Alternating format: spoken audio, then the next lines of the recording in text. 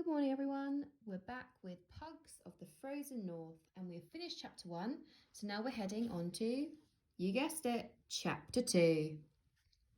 Shen could still hear the snowmobile's engine buzzing like a distant bee. He started after it, following the scratch marks that its tracks had left along the troughs between the waves. The pugs seemed to understand now that they were meant to come with him, and they did. But they weren't used to walking on ice. Their claws skittered and scrabbled on the frozen sea. They lost their footing and fell on their faces or stood on their tummies down the steep sides of the stilled waves. So this mound here, this is a stilled wave, it means a frozen wave. This is hopeless, said Shen as he slithered to and fro, trying to help them. The sound of the engine was growing fainter and fainter in the distance. Soon Shen could not hear it at all. He kept following the snowmobile's tracks while the pugs skidded after him. Big feathery flakes of snow began to fall. It made the pugs sneeze and covered the tracks completely. Through the snowflakes, Shen saw something on the ice ahead. It was one of the crates from the snowmobile trailer. It had burst open and a pile of woolly jumpers had spilled out. Shen guessed it hadn't fallen off the trailer by accident. Bo and Mungbean had always been kind to him ever since they'd found him as a baby, adrift in an upturned umbrella on the South China Sea. They must have tried to persuade Captain Jeggings to stop and wait. When he wouldn't, they'd quietly heaved the jumper crate off the trailer so that at least Shen would have something to keep him warm.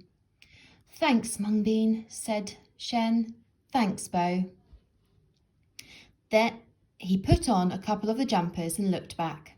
The pugs were trailing after him. They were getting better at walking on the ice, but they were all shivering with the cold. Poor things. I think you might call this a sympathetic look. He feels quite sorry for the pugs. Here he is now, look. Looking a bit happier. I wonder if you can work out why he's feeling a bit happier. Shen took out his pocket knife. Quickly, he cut the sleeves off 33 jumpers and made cosy Aran body stockings for them. As he was cramming the pugs into the sleeves, he started to notice a new sound. Rumble, it went. Rumble. At first, he hoped it might be the snowmobile coming back. Then he worried that the ice was cracking.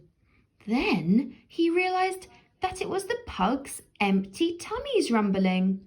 No wonder they were going so slowly. They weren't just cold and frightened. They were hungry. They sat there sadly in their new jumpers, tails down, ears drooping, waiting for their breakfast. Shen scrambled to the top of a frozen wave and looked around. Through the snow, he saw a dark line of cliffs not far off. The waves must have hidden it from Captain Jeggings and the others. They would not have seen the lonely lights which twinkled there.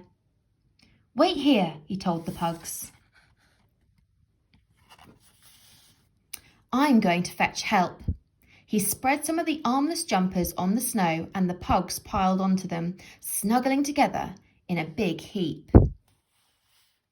He laid more jumpers over them and told them that he would be back soon. Then he set off across the motionless ocean. Motionless ocean. That's fun to say. Have a go.